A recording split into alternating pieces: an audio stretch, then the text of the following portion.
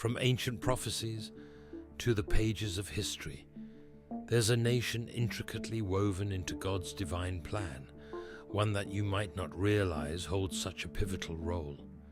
Iran's biblical origins are more profound than they first appear, tracing back to Noah's lineage and stretching forward to the reign of Cyrus the Great.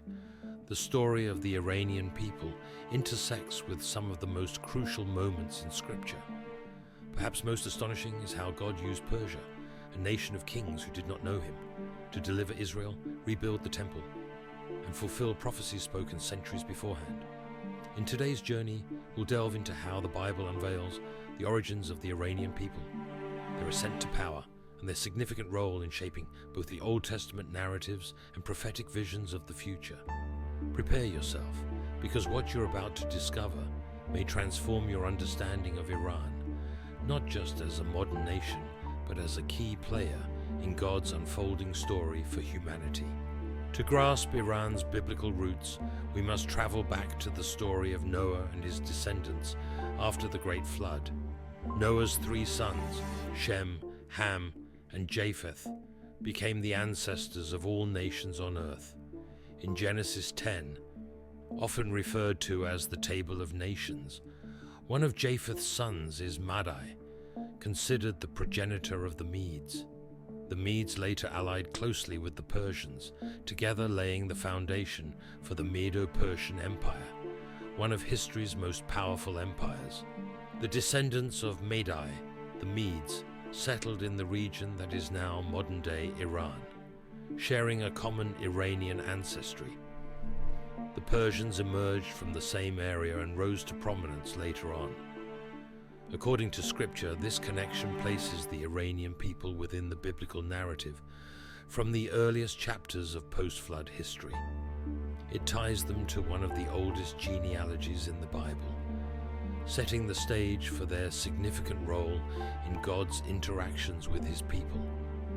Fast forward several centuries, and we witness the rise of Persia, a kingdom that becomes a crucial part of the biblical narrative. Under the leadership of Cyrus the Great, the Medes and Persians formed an alliance, founding the Achaemenid Empire. At its peak, the Persian Empire stretched from the Indus River to North Africa, encompassing many regions central to biblical events, including Israel, Babylon, and Egypt. But Persia's true significance lies not merely in its military might or territorial expanse. It's found in how God used this nation to fulfill his promises to the Israelites. The Babylonian Empire had conquered Jerusalem in 586 BC, destroyed the temple, and exiled the people of Judah, a captivity that lasted 70 years, just as the prophet Jeremiah had foretold. Jeremiah 29:10. Then came Cyrus the Great, who conquered Babylon in 539 BC, and everything changed. The book of Ezra opens with Cyrus issuing a decree that allowed the Israelites to return to their homeland and rebuild the temple in Jerusalem. In Ezra 1:2-3, Cyrus proclaims, "The Lord, the God of heaven, has given me all the kingdoms of the earth and has appointed me to build a temple for him at Jerusalem, in Judah." Remarkably, the prophet Isaiah had mentioned Cyrus by name over a century before his birth, calling him God's shepherd and anointed, Isaiah 44:28-45:1. It's extraordinary to see a foreign, pagan king recognized as God's instrument, emphasizing that his sovereignty transcends all human boundaries. Cyrus's decree was more than a political move. It was the fulfillment of divine prophecy.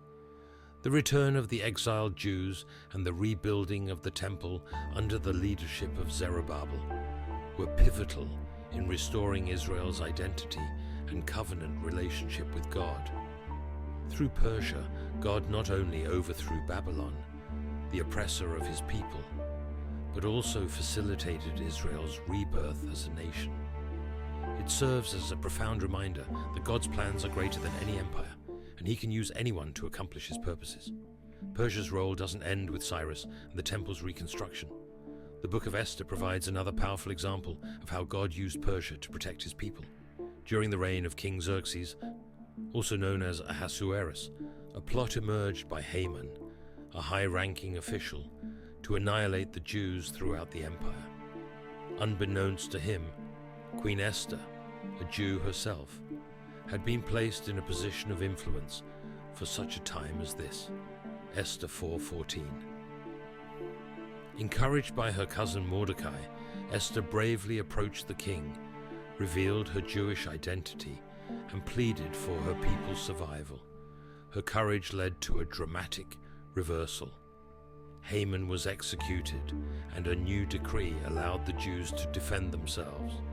This story is celebrated annually during the festival of Purim, a testament to God's providential care and the instrumental role of Persia in safeguarding his people.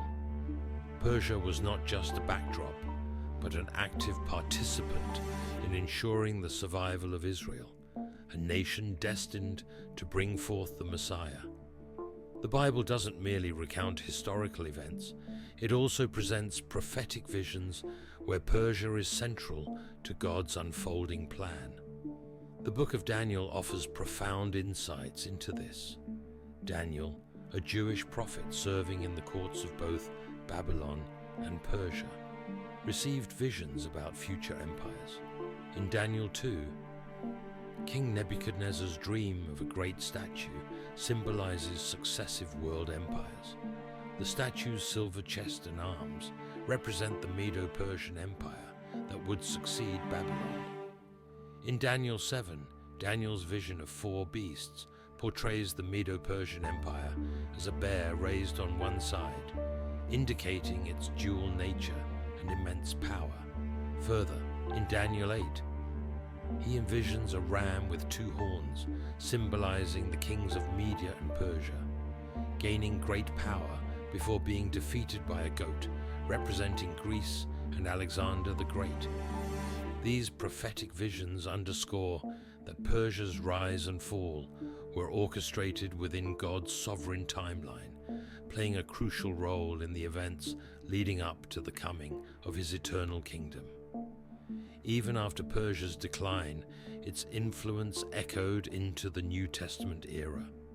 The Magi who visited the infant Jesus, Matthew 2:1-12, are often believed to be wise men from the East, possibly Persia.